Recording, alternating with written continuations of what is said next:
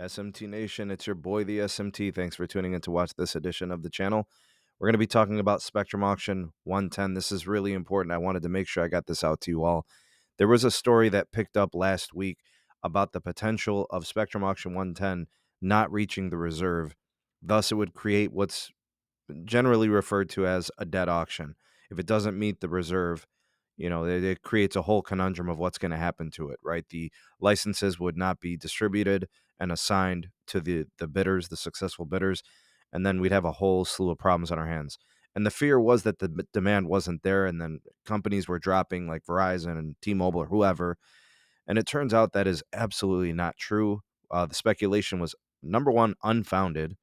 Number two, illogical. And number three, just didn't make any dang on sense. All right. So if I was going to be honest with you, I never really had any fear about this. You could check back the videos that I did on this.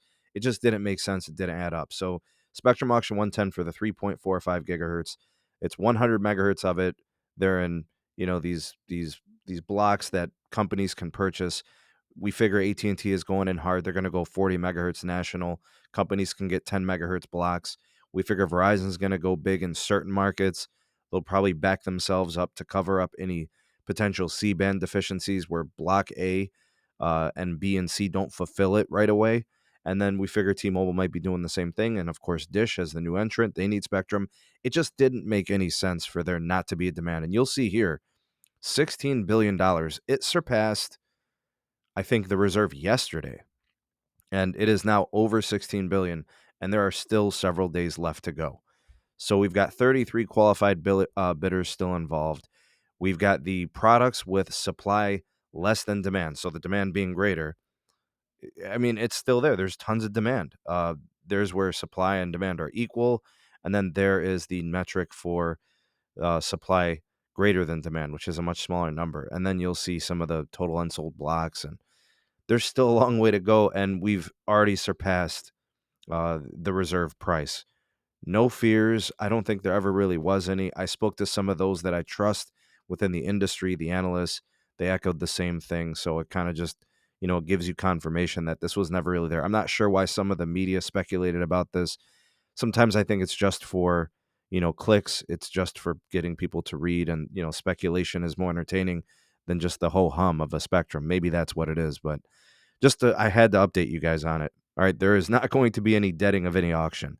This stuff is going way beyond the reserve price.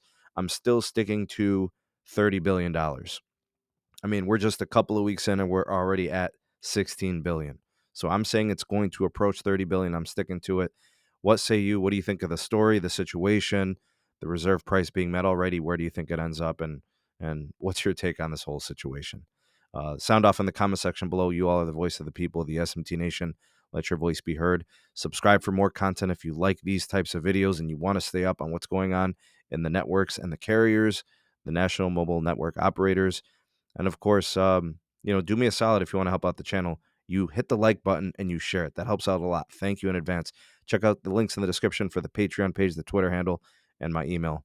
Thanks. Look forward to more content. Subscribe and then turn on the bell notifications icon so you never miss an upload. We'll see you guys in the next video. Peace.